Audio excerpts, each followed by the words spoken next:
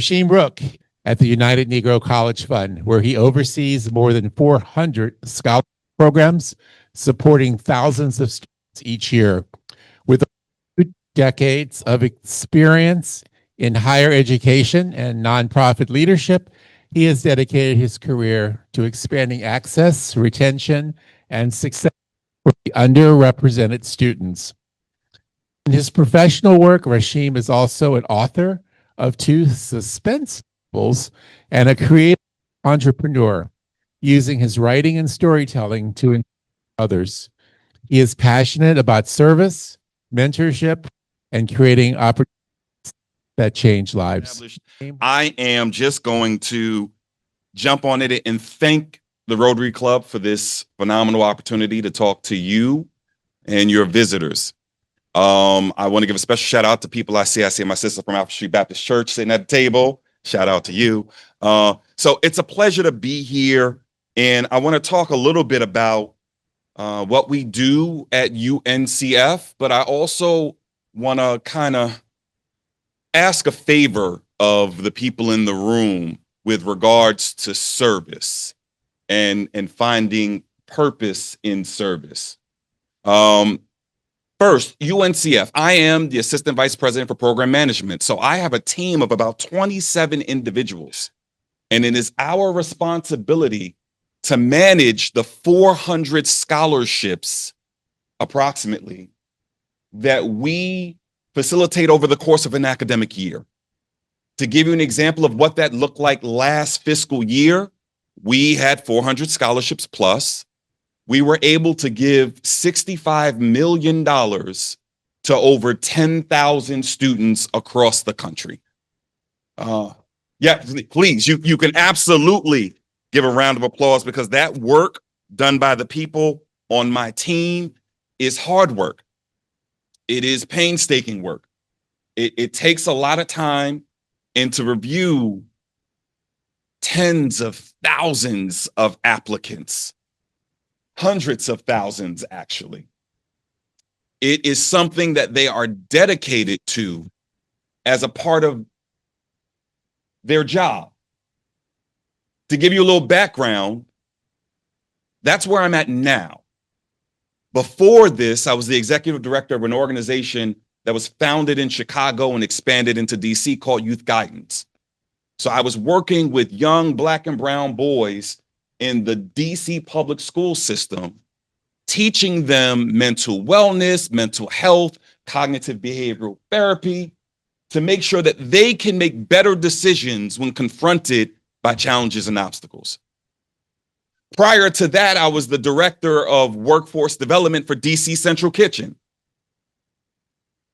making sure that those who were underrepresented in employment, underemployed, those who are returning citizens, those who are recovering from addiction, learn skills that they can then leverage for a job. Prior to that, I was the program manager for the College Success Foundation here in DC, making sure students from Ward 7 and 8 can leverage their high school experience, their support from our organization, and then find access and success in higher education. There's a theme here. Much like the people who work on my team, my entire career has been in service to other communities.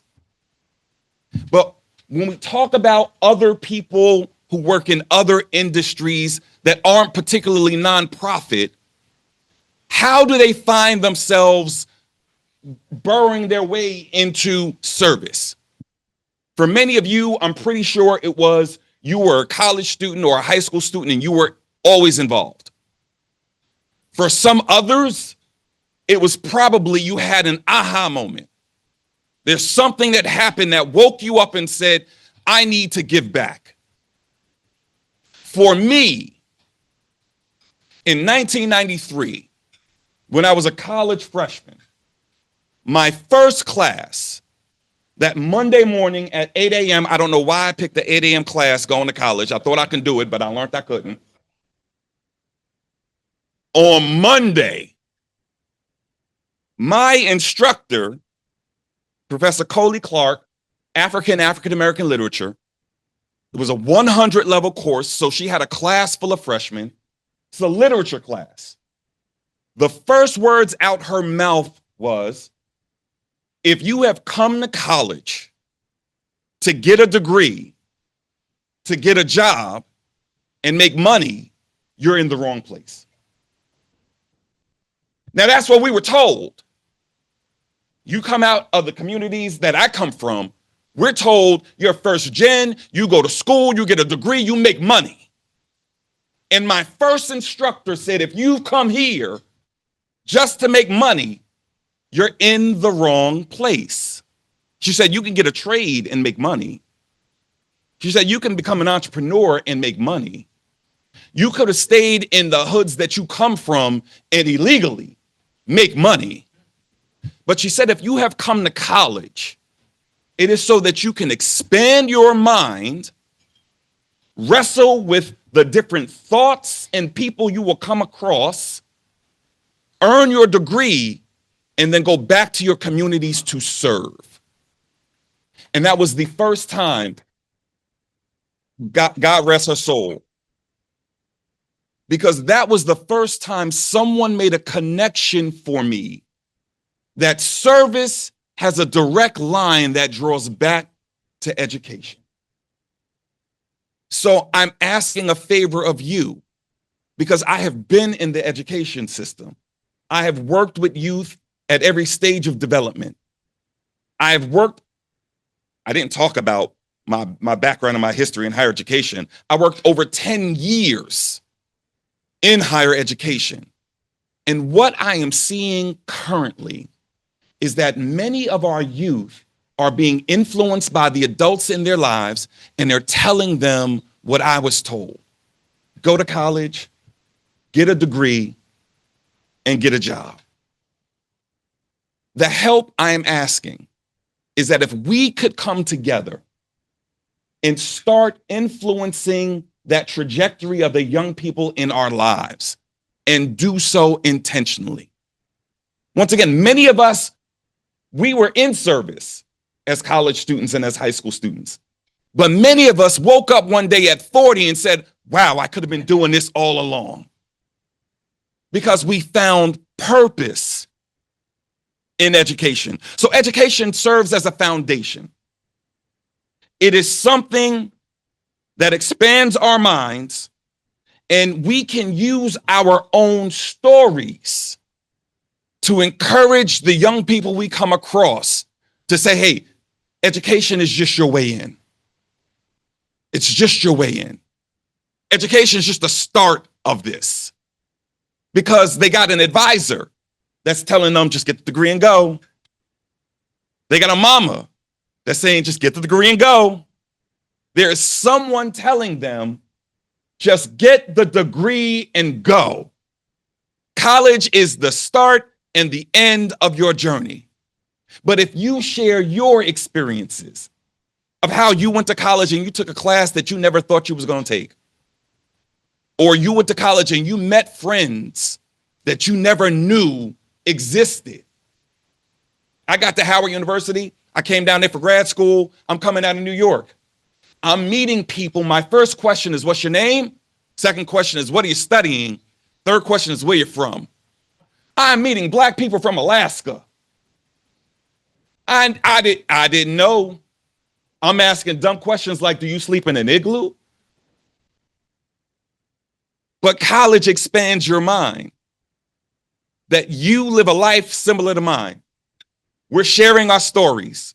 We are becoming connected. We are seeing that we are the same, regardless of age, regardless of color, regardless of background, socioeconomic status. We have stories that are the same. I'm talking about growing up in the projects in the city, and you're talking about growing up in rural America where you don't have any broadband service. Our stories. So as you're meeting these young people, tell them that education is an opportunity for you to share your story and listen to others. And yes, get the degree. You want the degree and you want a job. But when you get the job, Recognize that the job is just a catalyst for you to then serve. Some of our students are getting degrees and they're going to work and they're just there for the money. Some students believe they should be able to graduate with a bachelor's degree and make 6 figures walking out the door. Your degree is in English. How are you going to do that? They're like, well, I worked hard. I got this PhD. I'm the smartest person in the room. And look, I worked in higher education for 10 years. Some of the dumbest people I know got PhDs. And no shade to people with PhDs.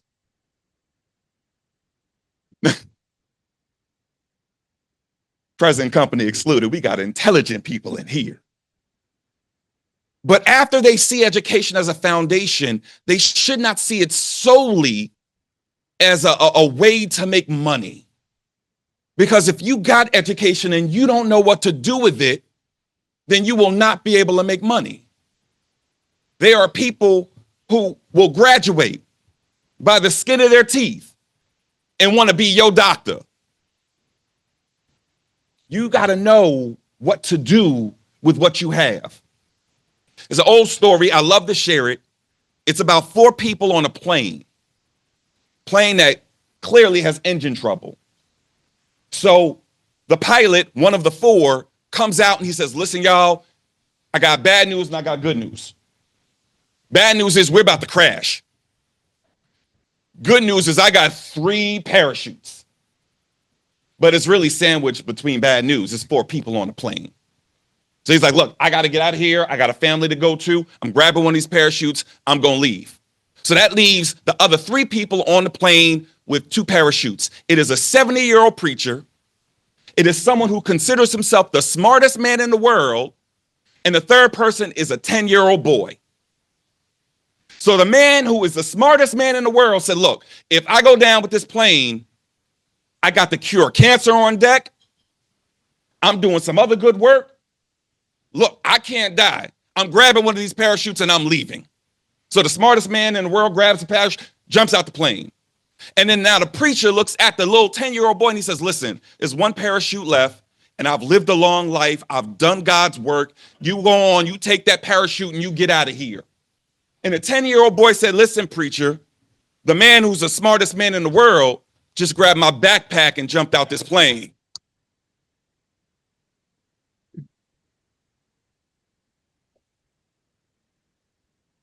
That's what's going on with kids who are graduating with degrees who just want to go off and get a job. It doesn't matter how smart you are. It doesn't matter what your degree is in if you don't know how to use what you have. So we've got to come together and share with them. Use what you have as a catalyst for service. Use that job as a catalyst for service. Well, Rasheem, I don't want to eat peanut butter jam sandwiches every day. I want a job that's going to make money. Yes, money is up there with oxygen, but it ain't the most important thing in the world. So we've got to tell them, because if we don't, sometimes they're just not thinking it and they're following the direction and instruction of the people who were sitting in their face when they were students. So I ask you, join me in this so that we can use education as a foundation. Use our jobs as catalysts for service to give back. When I was at DC Central Kitchen, it was an organization who came and worked with us every year at Deloitte. I love Deloitte. They have an annual service day called Impact Day. And every year they would work with our high school students. Every year they would mentor our high school students.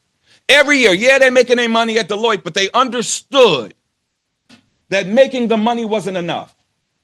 And it wasn't just the high school students. They had their own training that they then gave to us as employees so that we can learn how to interact and engage with each other better, so that we can be of better service to our students. So use it as a catalyst wherever you are. There's someone you can mentor that's in your field. There's a service you can provide to a young person who is coming up. There may be a senior who's been in that field for a long time, and there's something you can do to help that person. While that's not leadership driven, you don't have a title with it, it is still service. So, education is foundation, employment is a catalyst, so that we can see service then as purpose.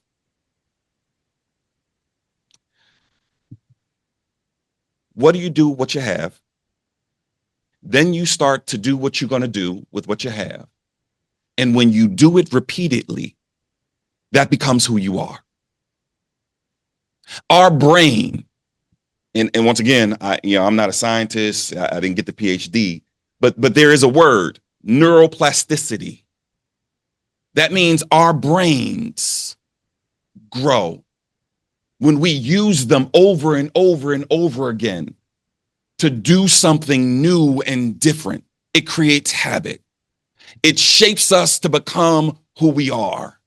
I know this isn't a church space, but the Bible says, as a man thinketh in his heart, so is he. You are what you do.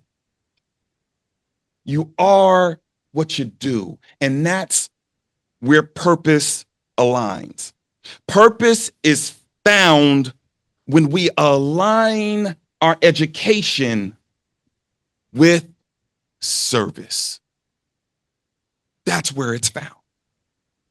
Expand your mind, education. Expand your reach, employment. Expand your impact, service.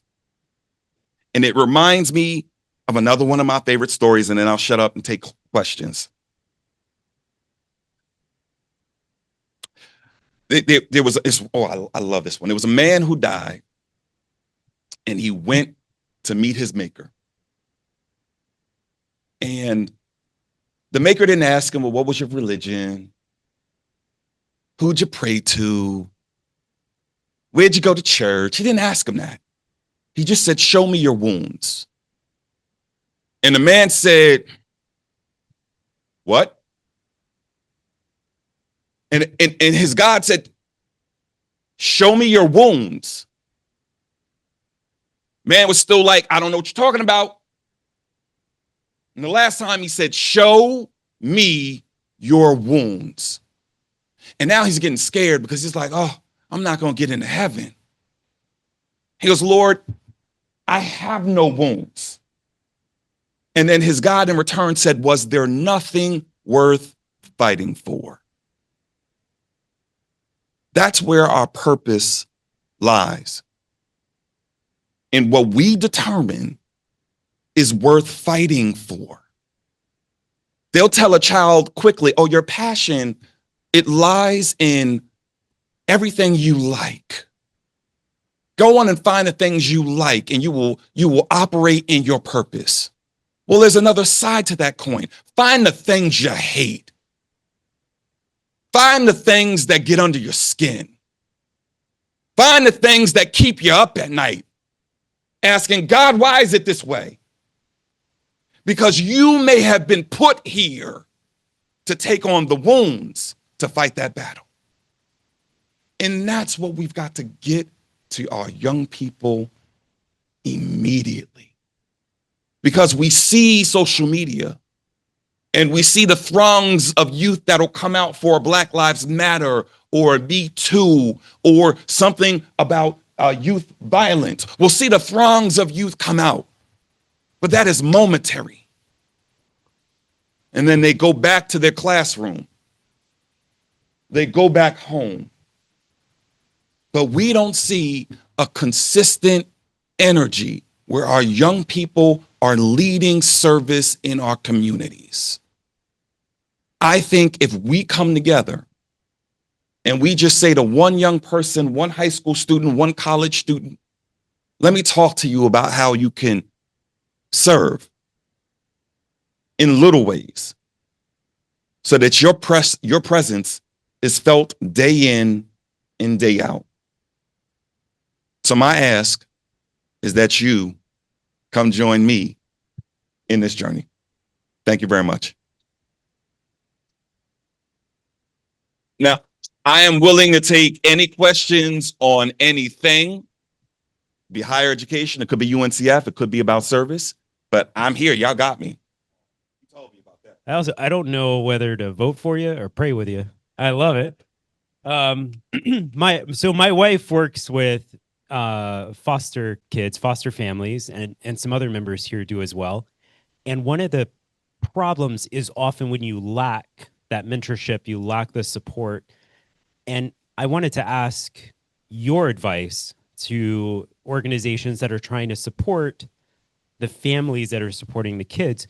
How do you break the cycle of, that's how my parents did it, and that's how I'm going to do it with my kids, when it's often the same people are overwhelmed by the needs to work and be out of the house and just do things, so it doesn't leave a lot of space to think? So this is something that I had to come to grips with growing up with my own background and experience with my own parent. Parents to the best of their ability. There really is no blueprint. People can try to write books, but it is what it is.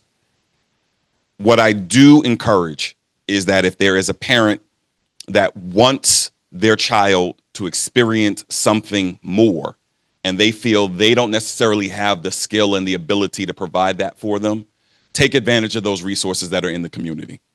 A big one for me coming up was Big Brothers, Big Sisters.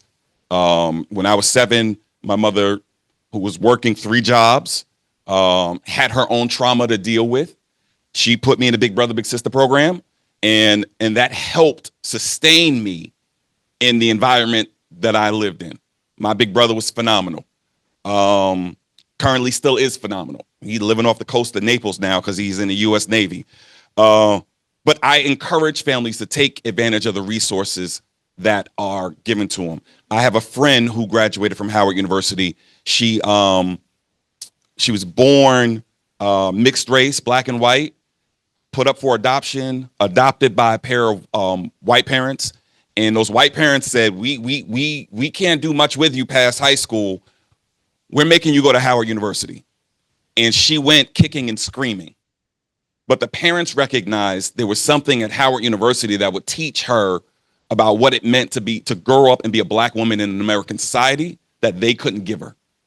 And when she graduated, she was so thankful that her parents did that. Find the resources, be open to the idea that we don't have it all between our 2 ears. A big problem is some of our parents are emotionally immature. One of my favorite books is Adult Children of Emotionally Immature Parents by Lindsay Gibson.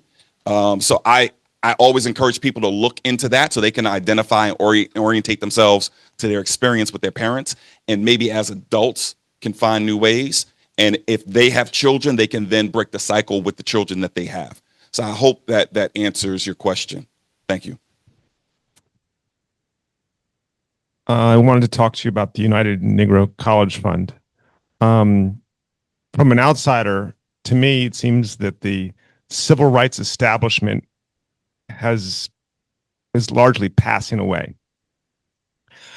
Could you tell us about aim and also about funding? Is it on a way down? Is it on the way up? Is it partially from government? Is it all from benefactors?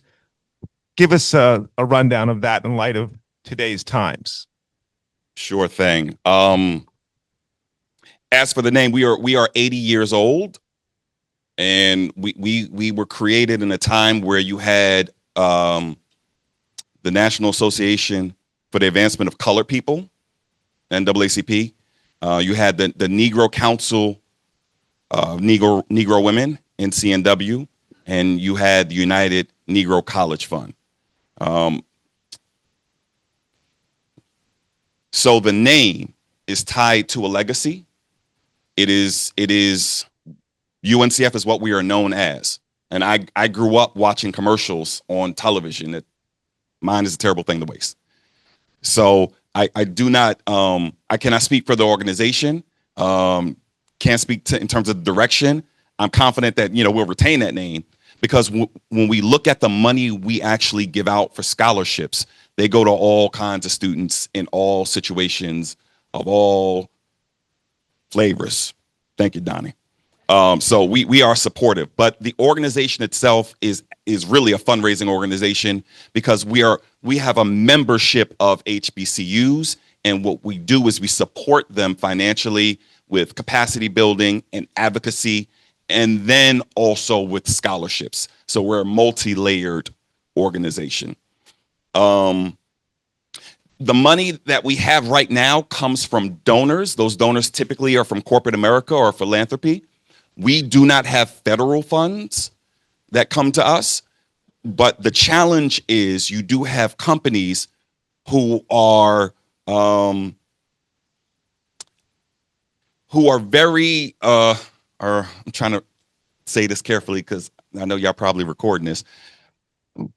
We have companies who want to stay aligned with the political climate, and they may have opted to either withdraw money from us or just simply change criteria within what they consider are their priorities, the type of students they want to give money to. So we just work with those companies. We work with them. But largely philanthropy is still giving the way they're giving, and largely our organizations are giving the way they're giving. Last year we had 400 scholarships. We're on track to get to about 450 this year. And there has been some pushback. There have been organizations and companies who've been like, in spite of what's going on in this political climate, we're going to give because what this is showing is that the money is needed even more. So that's where we are right now. Thank you so much. I am Dr. Gülen Özkula. So I'm actually like assistant professor at University of District of Columbia, which is HBCU University. So we have lots of experience with our students, like they have to work outside. Definitely like giving a scholarship helped them a lot, that I have, lots of experience with them. But beside that, like they need mentorship because almost all these students are first generation and they have no role models or no chance to have a, like mentorship. And when it comes to that, like, okay, giving them an thing, but as you mentioned that actually like teaching them, taking their, holding their hands and, show them what they have to do is very important too. So I have two questions. Do you have mentorship program that you kind of like mentioned, I guess? And the second question was like, another important for them is to get some internship experiences. So do you have these type of programs? Thank you for your question. UNCF does not have mentorship programs, but we could talk offline. I'm almost certain I can help you find mentorship programs that are appropriate for the students that you work with. With regards to internships, one of our departments, Student Professional Development, SPDP, they are always posting programs that provide internships. They work closely with our member institutions, but they also work closely with any college or university that have students that want to apply for the mentorship programs.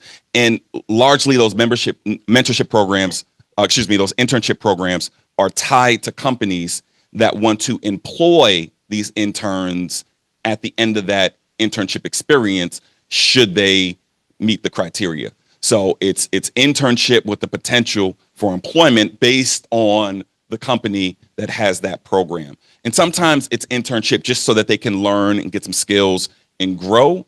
But we absolutely have internship opportunities that are posted throughout the year on our website. And I would encourage your students to go to opportunities.uncf.org and then start looking for them. I want to double down on the experiential learning aspects of internship, because you talked about having purpose as opposed to just getting an education to get money. Finding that purpose often comes from experience they have. And I'd like to see more support for internships, Model UN, study abroad, and things like that. we have a number of HBCUs who would like to have Model UN programs, but they don't have the money to send them to these events. So that sort of thing, we look for your leadership in that. And I hope you agree with me that you need to find what you love and get someone to pay you for it. Absolutely. You know, I'm just going to co-sign what he said. There's no need to respond to that. But he is absolutely right. Our schools, which is one of the things that UNCF is responsible for, they've taken on, is that capacity building so that our HBCUs can have more money, can grow and have the resources and the human resources, the people in the building who can serve these students in that capacity. So thank you very much for that. And thank you for your work. My question to you is, what small action can a young person take today to make a meaningful impact in their community? What small action? I think when I look at what's going on in social media right now, teens kind of flash mobbing and that flash mob turn into something a little more serious.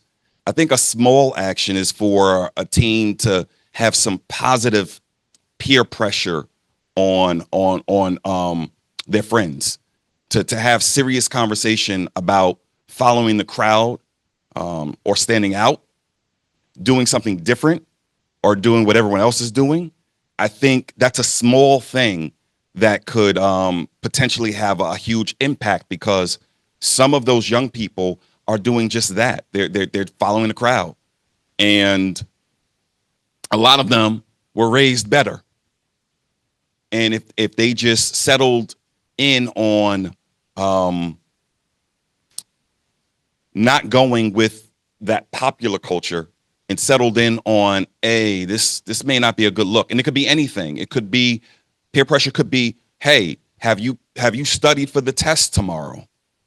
Peer pressure could be, hey, are we joining this student group?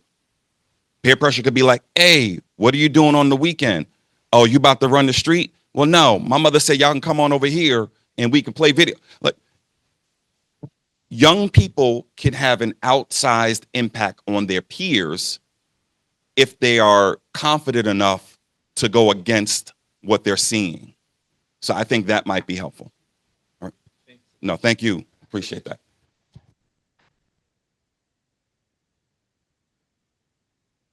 Thank you. Your speech is very clear and it's primarily is very constructive. But there are two words that are very powerful, which is passion and neuroplasticity. The passion can really work in neuroplasticity to create a constructive behavior.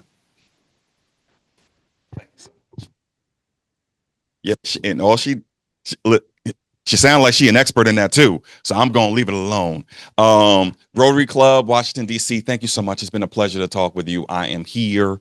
And if anyone wants to stay in touch, I'm on LinkedIn. I'm the only Rasheem Rooke in the world. So if you search my name, I'm the only one that'll pop up. So feel free to reach out to me on LinkedIn. Thank you so much. This is the time where we give something really cool to you, Mr. Book. You're going to have a tree planted in your name where you'll provide shade for others. And you know what that means, I'm sure. So come on up. This is your certificate for getting a tree planted down in the tidal basin. Oh.